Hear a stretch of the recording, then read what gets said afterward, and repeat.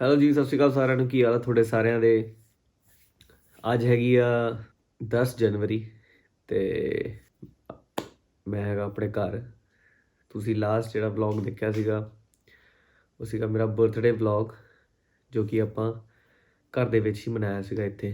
ਉਸ ਤੋਂ ਬਾਅਦ ਸਾਡਾ ਪਲਾਨ ਸੀਗਾ, ਸੋ ਸਟ੍ਰੇਟ ਟੂ ਦਾ ਪੁਆਇੰਟ ਮੈਂ ਆਉਂਦਾ। ਮੈਨੂੰ, ਸ਼ੀਨਾ ਨੂੰ ਤੇ ਰਵਨੀਤ ਨੂੰ ਆਪਾਂ ਤਿੰਨੇ ਕੋਵਿਡ ਪੋਜ਼ੀਟਿਵ ਆ। ਸਾਡੇ ਤਿੰਨਾਂ ਦੇ ਵਿੱਚੋਂ ਸਭ ਤੋਂ ਪਹਿਲਾਂ ਸ਼ੀਨਾ ਕੋਵਿਡ ਪੋਜ਼ੀਟਿਵ ਸੀਗੀ। ਉਹ ਤੋਂ ਮੇਰੇ ਖਿਆਲ ਨਾਲ 6 ਤੋਂ 7 ਦਿਨ ਬਾਅਦ ਆਪਾਂ ਦੋਵੇਂ ਵੀ ਕੋਵਿਡ ਪੋਜ਼ੀਟਿਵ ਹੋ ਗਏ ਸੀਗੇ। ਨੈਚੁਰਲੀ ਸਾਡੇ ਦੋਨਾਂ 'ਚੋਂ ਕੋਈ ਇੱਕ ਹੁੰਦਾ ਤੇ ਆਪਾਂ ਦੋਨਾਂ ਨੇ ਹੋ ਹੀ ਜਾਣਾ ਸੀਗਾ। ਪਿਛਲੀ ਵਾਰੀ it was mayor escape for me ਕਿ ਪਿਛਲੀ ਵਾਰੀ ਮੈਂ ਬਚ ਗਿਆ ਐਂਡ ਚਲੋ ਐਤਕੀ ਉਹ ਨਹੀਂ ਹੋਇਆ। ਮੇਰੇ ਬਰਥਡੇ 'ਤੇ ਆਪਾਂ ਇੱਕ ਟ੍ਰਿਪ ਪਲਾਨ ਕੀਤਾ ਸੀਗਾ ਕਿ ਆਪਾਂ ਦ ਗੋਲਡਨ ਟਰਾਇੰਗਲ ਜੋ ਆਪਾਂ ਕਹਿੰਦੇ ਆ ਉਹਨੂੰ ਆਪਾਂ ਕਰਾਂਗੇ। ਲਾਈਕ ਉਹ ਹੈਗਾ ਹੁੰਦਾ ਆ Delhi to Agra, Agra to Jaipur, Jaipur to Delhi. ਆਪਾਂ ਸੋਚਿਆ ਸੀ ਕਿ ਮੇਰਾ ਬਰਥਡੇ ਆਪਾਂ ਆਗਰਾ ਦੇ ਵਿੱਚ ਸੈਲੀਬ੍ਰੇਟ ਕਰਕੇ ਆਪਾਂ ਦਿੱਲੀ ਵਗੈਰਾ ਘੁੰਮ ਕੇ ਵਾਪਸ ਆ ਜਾਵਾਂਗੇ।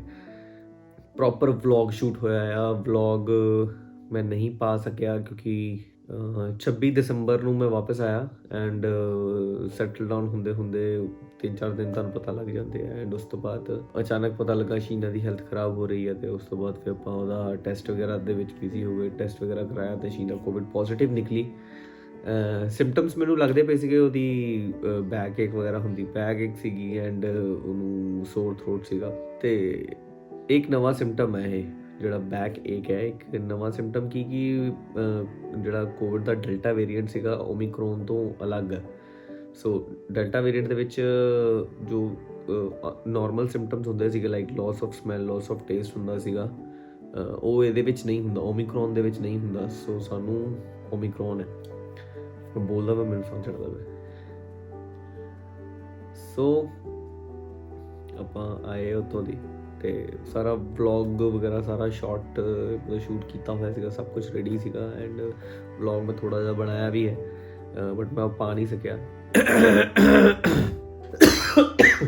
ਉਸ ਤੋਂ ਬਾਅਦ ਹੌਲੀ ਹੌਲੀ ਕੀ ਹੋਇਆ ਕਿ ਬਾਏ ਦਾ ਟਾਈਮ 3 ਜਾਂ 4 ਜਨਵਰੀ ਨੂੰ ਮੈਨੂੰ ਗਲੇ ਦੇ ਵਿੱਚ ਹਲਕੀ ਹਲਕੀ ਹਰਾਰਤ ਜੀ ਸ਼ੁਰੂ ਹੋ ਗਈ ਸੀਗੀ।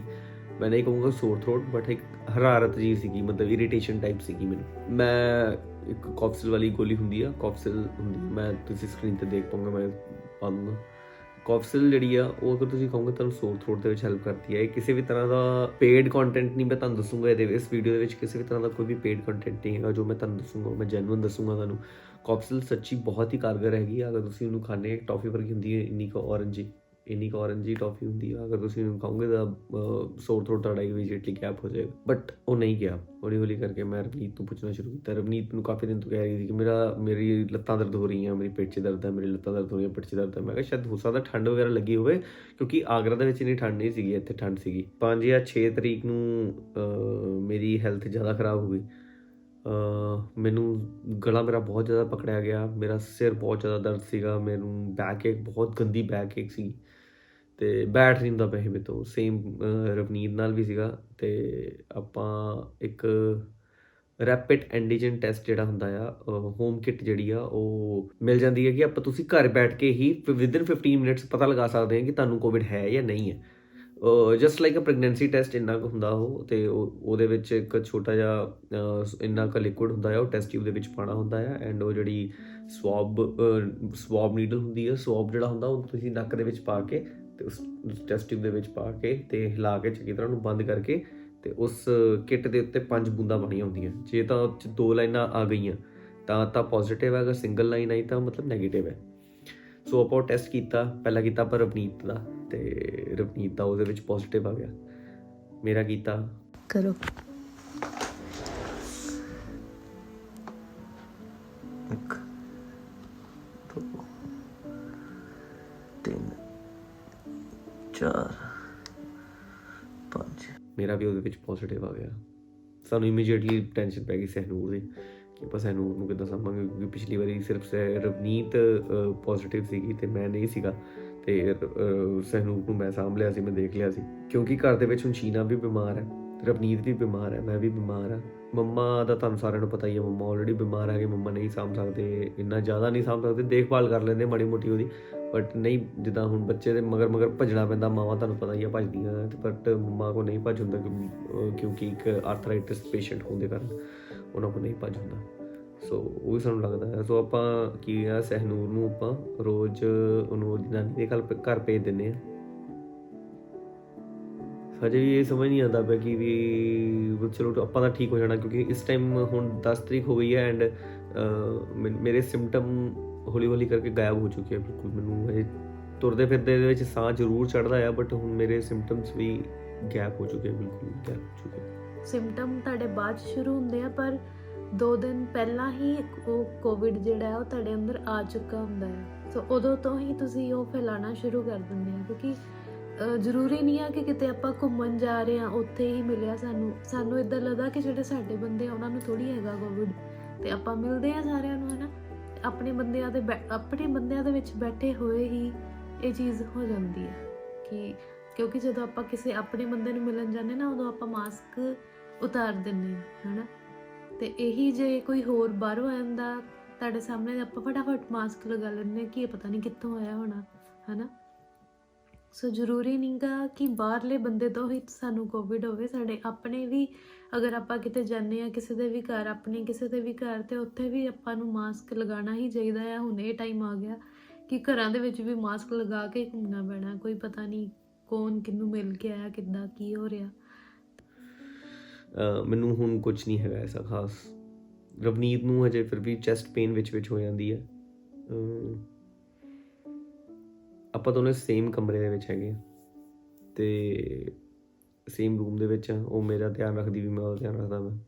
ਆਪਾਂ ਦੋਵੇਂ ਦਵਾਈਆਂ ਪਿੱਛੇ ਲੜ ਵੀ ਪਈਦਾ ਕਈ ਵਾਰੀ ਕਿ ਤੂੰ ਨਹੀਂ ਖਾਂਦੀ ਜਾਂ ਮੈਂ ਨਹੀਂ ਖਾਂਦਾ ਇੱਦਾਂ ਕੁਛ।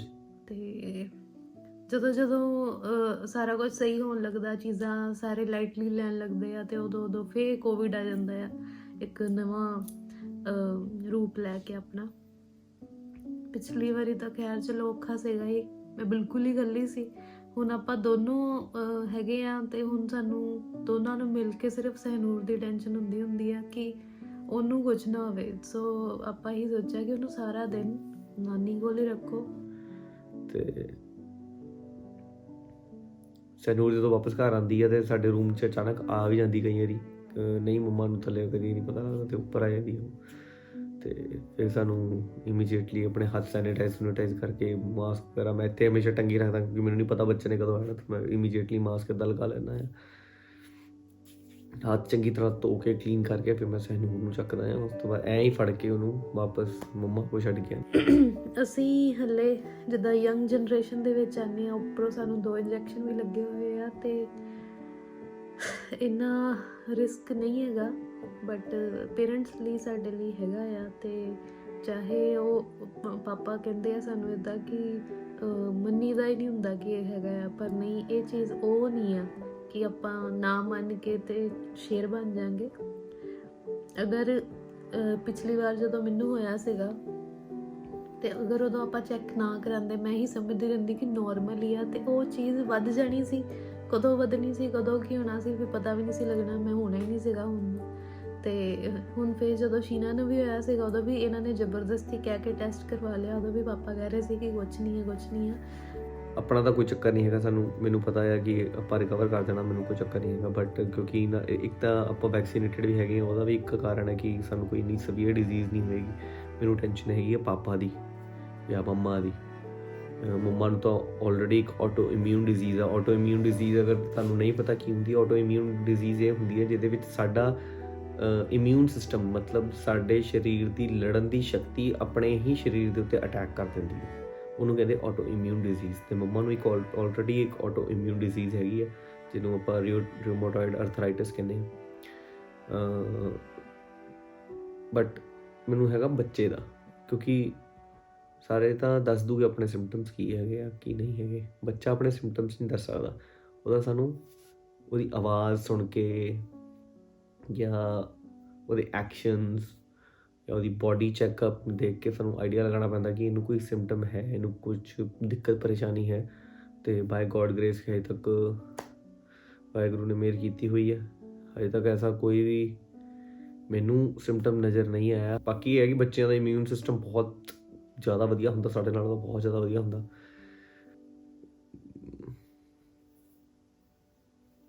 ਪਰ ਮੈਨੂੰ ਨਹੀਂ ਪਤਾ ਸਹਿਨੂਰ ਕਿੱਦਾਂ ਕੋਪ ਅਪ ਕਰ ਪਾਏਗੀ ਇਸ ਚੀਜ਼ ਨਾਲ, ਕਿਉਂਕਿ ਬੱਚੇ ਤੋਂ ਦੂਰ ਰਹਿਣਾ ਮਾਂ ਬਾਪ ਲਈ ਉਨਾ ਹੀ ਔਖਾ ਹੁੰਦਾ ਆ ਜਿੰਨਾ ਇੱਕ ਬੱਚੇ ਲਈ ਹੁੰਦਾ ਆ। ਕਿਉਂਕਿ ਉਹ ਆਉਂਦੀ ਆ ਰੋਜ਼ ਕਹਿੰਦੀ ਆ ਪਾਪਾ ਪਾਪਾ ਪਾਪਾ ਇੱਦਾਂ, ਪਾਪਾ ਉੱਦਾਂ, ਮੰਮਾ ਇੱਦਾਂ, ਮੰਮਾ ਉੱਦਾਂ, ਬਟ ਆਪਾਂ ਨੂੰ ਨਹੀਂ ਹੱਥ ਲਗਾ ਸਕਦੇ। ਨਹੀਂ, ਮੈਂ ਆਪਣੀ ਜੇਬ ਦੇ ਵਿੱਚ ਹੱਥ ਪਾਈ ਤਾਂ ਮੈਂ ਕੱਢਦੇ ਨਹੀਂ ਕਦਾ ਹੱਥ ਬਾਹਰ।